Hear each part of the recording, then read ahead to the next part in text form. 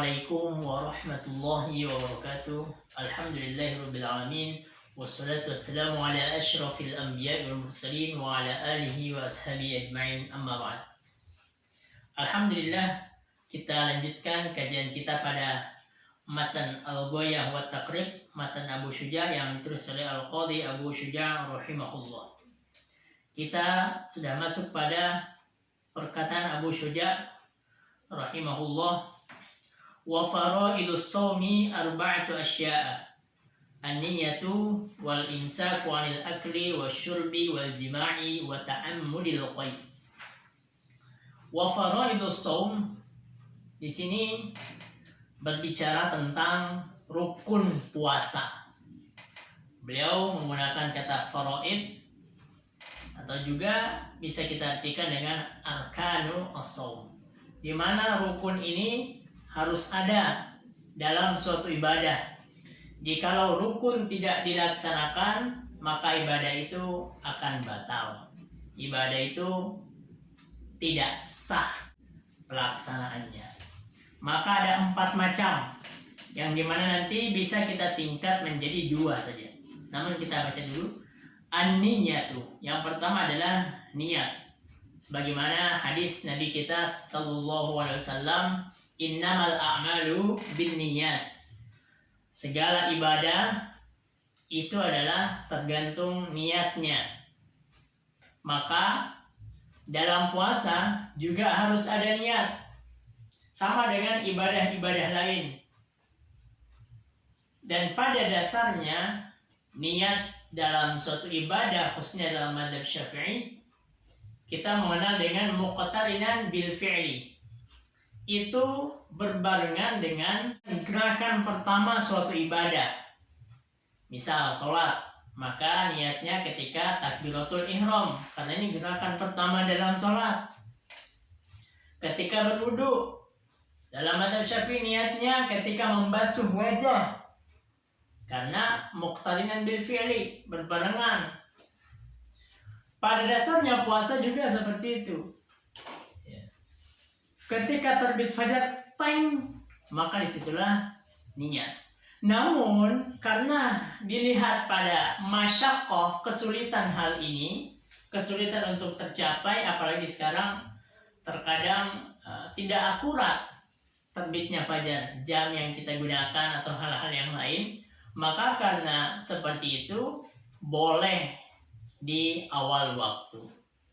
Dengan syarat ketika puasanya adalah puasa yang wajib seperti Ramadan, qada ataupun nazar, maka harus diniatkan, dan niat itu harus ada sejak malam hari, atau kita kenal dengan at-tabyid.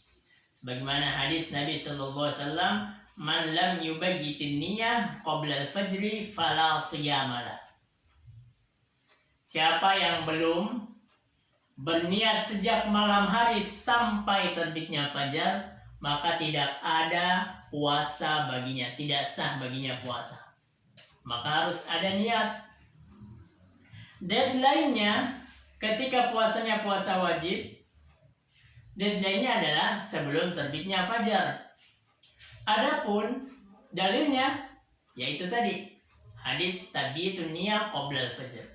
Adapun jikalau puasanya puasa sunnah, puasa Senin Kamis, puasa Daud dan lain-lain, maka niatnya boleh dilakukan setelah fajar, setelah subuh. Jam 7 boleh, jam 8 boleh. Hadisnya hadis Rasul ketika masuk ke kamar Aisyah bertanya, apakah ada sesuatu yang bisa untuk dimakan? Maka Aisyah mengatakan tidak ada. Maka saat itu Nabi mengatakan, inni idzan shaim.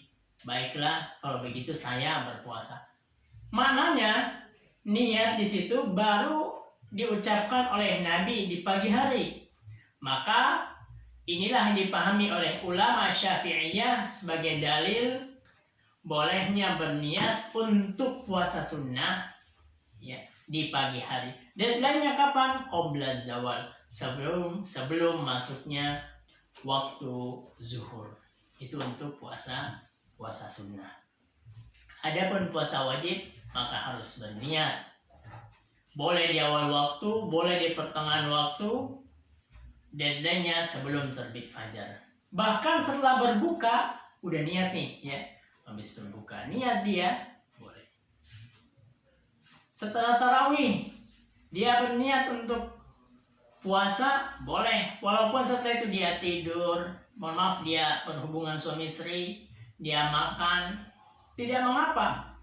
Selama dia tidak membatalkan niatnya, maka niat itu terus berlanjut. Dan ada beberapa hal juga yang perlu diperhatikan terkait dengan niat ini, bahwa niat itu ulama sepakat mahalluha fil qalb, tempatnya di hati. Dalam mazhab Syafi'i ketika dilafalkan maka itu nadab, itu sunnah. Ya, misal seorang melafalkan nawaitu shauma ghadin an ada'i fardhi ramadhani hadhihi sanati lillahi ta'ala. Dilafalkan. Apakah harus berbahasa Arab? Tidak. Boleh berbahasa Indonesia. Bahkan niat itu tidak disyaratkan harus dengan khusyuk sama sekali seperti ini. Nawaitu, aku berniat besok, aku berniat, tidak. Tetapi sekedar dia menyatakan, sekedar ada terdetik dalam pikirannya bahwasanya besok akan berpuasa, maka itu niat. Ada seorang bertanya kepada temannya, mengapa Anda makan ba'da tarawih setelah tarawih? Ya, besok kan puasa, biar tidak lapar karena besok puasa. Ada seorang bertanya kepada temannya, mengapa Anda minum? Ya, betul, saya minum biar besok bisa berpuasa, besok tidak boleh makan, tidak boleh minum, maka itu niat. Sedetik ada terdetik sesuatu untuk berpuasa, maka itu niat.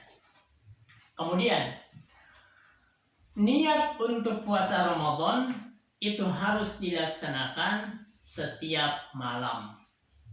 Artinya tidak bisa seseorang berniat 1 bulan full Ramadan, tidak. Ketika ada yang berniat 1 bulan full, maka yang dihitung adalah niat yang pertama, di hari yang pertama. Adapun kedua, ketiga, keempat, itu dia harus kembali untuk berniat. Kenapa? Karena puasa adalah ibadah mustaqillah, ibadah yang berdiri sendiri setiap harinya. Hari pertama, kedua, ketiga. Buktinya bahwa jikalau ada 1 hari yang batal, hari yang kedua batal, maka apakah hari yang lainnya ini ikut batal? Tidak. Itulah mengapa dinamakan dengan ibadah mustaqillah. Hari yang lain belum tentu batal. Tidak otomatis batal dengan batalnya hari yang ketiga, yang keempat, dan lain-lain. Maka niatnya harus setiap malam. Malam pertama, kedua, ketiga, dan seterusnya. Niat dengan bahasa Arab ketika dipahami ya lebih bagus tentunya. Namun jika tidak dipahami atau dia berniat selain bahasa Arab, ya boleh saja. Maka ini adalah rukun puasa yang pertama, harus ada tabiatu an-niyah. Kemudian yang kedua, al-imsaku 'anil akli wasyurb, menahan diri dari makan dan minum. Ini jelas di bulan Ramadan batas makan dan minum hanya di malam hari saja.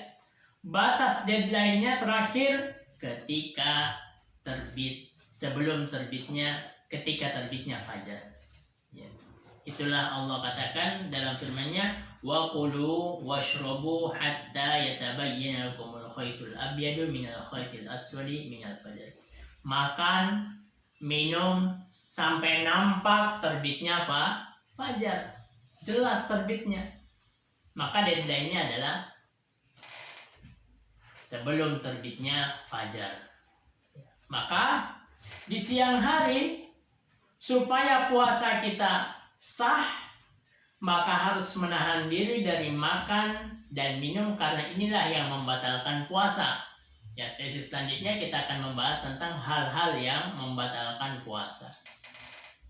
Kemudian al-imsaku 'anil jima', mohon maaf, ya akramakumullah, menahan diri dari, mohon maaf, berhubungan suami istri, kopulasi, ya, karena ini membatalkan puasa. Namun jika dilakukan di malam hari itu jelas dibolehkan, sebagaimana firman Allah Subhanahu wa taala, "Uhilla lakum lailatas siyami ar-rafathu ila nisaikum." Ya. Dihalalkan oleh Allah Subhanahu wa taala di malam hari. Ya. Bahkan jikalau, mohon maaf, jikalau tidak ada yang keluar, tidak ada inzal, bahkan jikalau, mohon maaf, tidak sampai pada ejakulasi, ya, tetap harus untuk ditahan. Kemudian yang keempat adalah al-imsaku an ta'ammudil qai, menahan diri dari menyengaja muntah. Bedakan antara sengaja muntah dengan tidak sengaja. Ya, karena jelas hadis Nabi kita Muhammad sallallahu alaihi wasallam dari Abu Hurairah radhiyallahu anhu, Nabi bersabda, "Man dzara'ahul qai wa huwa sha'im falaysa 'alaihi al-qada." Siapa yang muntah, ini artinya muntahnya tidak disengaja, ya, maka kata Nabi, falaysa 'alaihi qada, tidak ada qada baginya, maka dia puasanya tetap sah karena muntahnya tidak disengaja. Tetapi wa man istaqa'a falyaqdi, siapa yang menyengaja dirinya untuk muntah di siang hari bulan Ramadan, maka baginya qada, dia harus mengganti puasanya, harus mengganti, karena dia tahu hal itu, ya, bahwasanya muntah itu ada, menahan diri dari menyengaja muntah adalah termasuk rukun puasa. Nah, ini bisa kita singkat menjadi 2 rukun saja. 1, niat, sebagaimana yang kita jelaskan tadi, ya. Kemudian menahan diri dari hal-hal yang membatalkan puasa, di antaranya al-aklu wasyurb, ya, makan minum, mohon maaf, jima perhubungan, dan ta'ammudu al-qais, menyengaja diri untuk muntah. Maka itulah rukun puasa yang disebutkan oleh Al-Qadhi Abu Syuja rahimahullah. Semoga bermanfaat. Kita lanjutkan pada sesi berikutnya. Wallahu ta'ala a'lam bissawab. Wassalamualaikum warahmatullahi wabarakatuh.